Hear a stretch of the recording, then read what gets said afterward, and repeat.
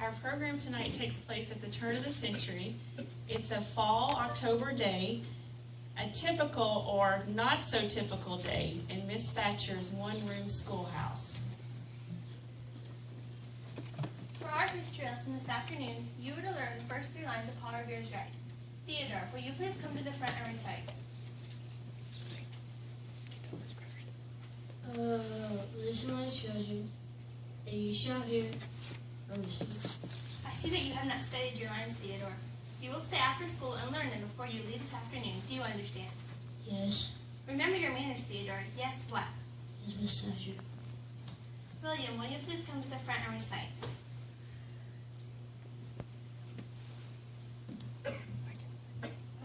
Listen, my children, you shall hear the midnight ride of Paul Revere. Another shirker. William, you will join Theodore after school and learn the lines before you leave. Do you understand? Yes, Miss Thatcher. Yes. Yes, what, William? Yes, Miss Thatcher. Boys and girls, I realize that this poem may seem a bit dull and uninteresting, but I'm asking you to memorize it in hopes that you'll recognize some of the strength our forefathers had when they founded this great country. Do you have any idea what courage is? No, Miss Thatcher. Courage is behaving bravely when you are most afraid. All of us at some point have been afraid. Those who behave themselves bravely in times of great stress are exhibiting courage. Is that clear? Yes, Miss Thatcher. I'll bet Miss Thatcher's never been afraid in her life. All she ever does is scare us to death. You said it. What does she know about fear? All she has in her veins is ice water. Annabelle, will you please come to the front and recite? Yes, Miss Thatcher. Listen, my children, and you shall hear the midnight ride of Paul Revere. Stay right where you are. Outlaws, it's Calamity Cassidy and Deadeye Danny, the ones who robbed that shitty bank last week. You're right, it is. Their pictures are up on the post office. When a dead or alive, $100 reward. Back to your seats, everyone. How often have I told you never to leave your seats without permission? Nobody's gonna get hurt, kiddies, as long as you sit there quiet like. Watch your grammar in front of my pupils. The correct expression is sit there quietly, not sit there quietly. Huh? Oh, as long as you sit there quietly. Just in case somebody tipped off the sheriff that we're in town, my pal Danny and me are going to hide out here until the 2:30 freight train comes through. Then we'll make our getaway. So don't nobody get any bright ideas like yelling out the window or running for help, you see? Let's take a little off our feet, Cass. May us be comfortable till train time. Just a moment, Danielle. I believe that is your name. You and Cassidy will kindly wipe your feet on the mat before you enter our schoolhouse. Say, what is this? Danny and me got guns. We don't have to take orders from you. It's Danny and I have guns, and as long as you and Danny take refuge here, I shall insist that you obey the rules of our schoolhouse. Kindly wipe your feet. All right, we'll wipe our feet. When I speak to you, you are to answer yes, Miss Thatcher. Do you understand? Yes, Miss Thatcher. I don't understand why we let this school teacher lead us around by the nose. But all right, we ought to tie her up in a cloth. We shall continue with our history lesson tomorrow. Now it is time for music. How about a song, a jolly one? How about Old MacDonald? We can't sing, Miss Thatcher. We're too scared. Scared, Billy? What is there to be scared of? As far as we're concerned, we simply have 2 extra pupils in our classroom.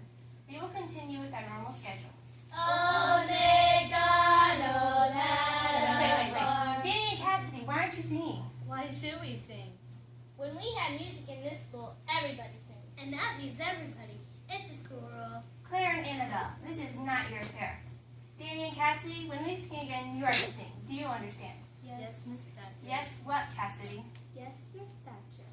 Old MacDonald had a farm. E-I-E-I-O. Stay away from that window, man. We're not giving you the chance to signal for help. You may be a schoolmarm, but you can't outsmart us. Nobody's ever outsmarted Deadeye Danny and Calamity Cassidy. It looks a bit like rain. Almanzo, will you and Theodore please go out and bring in the flag? Do you think we're stupid? By the minute those kids leave the schoolhouse, they'll run for the sheriff. Don't make us go, Miss Thatcher. It really doesn't look like rain. There are cumulus clouds forming in the west. It is October, and showers begin steadily in the fall. It is a rule of our school that we never allow the American flag to become wet. One of you may accompany the boys if you wish, but our flag, it must not be rained upon. Oh, all right then. What did you say? Now it is time for a spelling bee. Billy and Clara, you may be captains.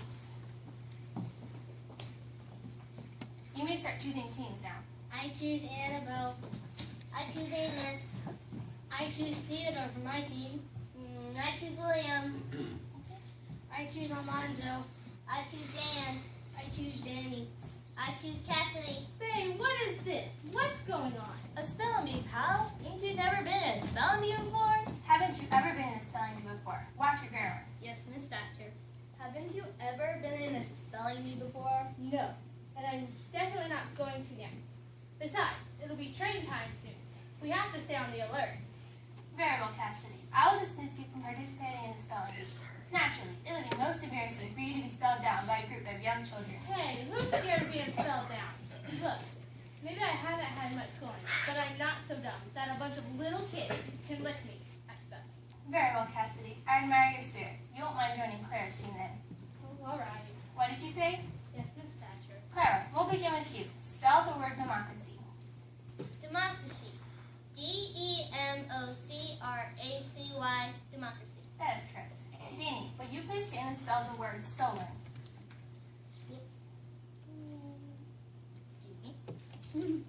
Stolen. S-T-O-L-E-N.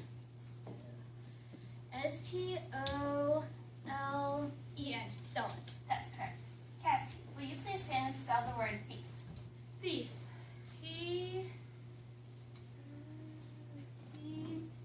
T-H-E-I-F. Thief. That is incorrect, Cassidy. The correct spelling is T-H-I-E-F, thief. You may take your seat. She's a thief and she can't even spell it. Oh, so what if I'm not a good speller? I still make a good living.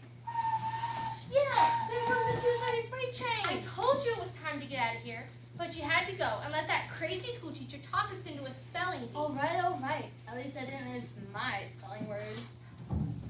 Hands up. Sheriff, how did you know the outlaws were here? I didn't know, son, but I knew something was wrong when I happened to look out my office window and saw that the school flagpole was there. Why, you know as well as I do that unless it's raining, Miss Thatcher never lowers the flag until sundown.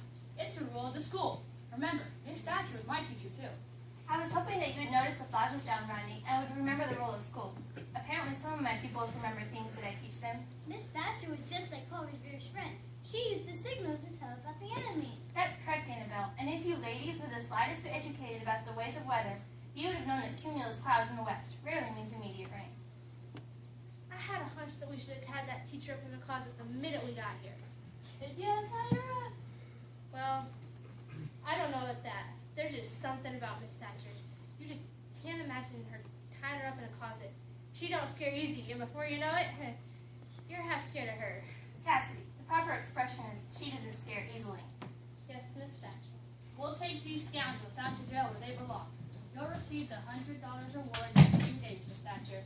Thank you, Ronnie. I believe it'll be just enough money to take the children on an outing to the Dodge City Music Festival. Dodge City Music Festival! Hooray! Now, children, I believe I will dismiss you for the rest of the afternoon. Hooray! Hooray for Miss Thatcher!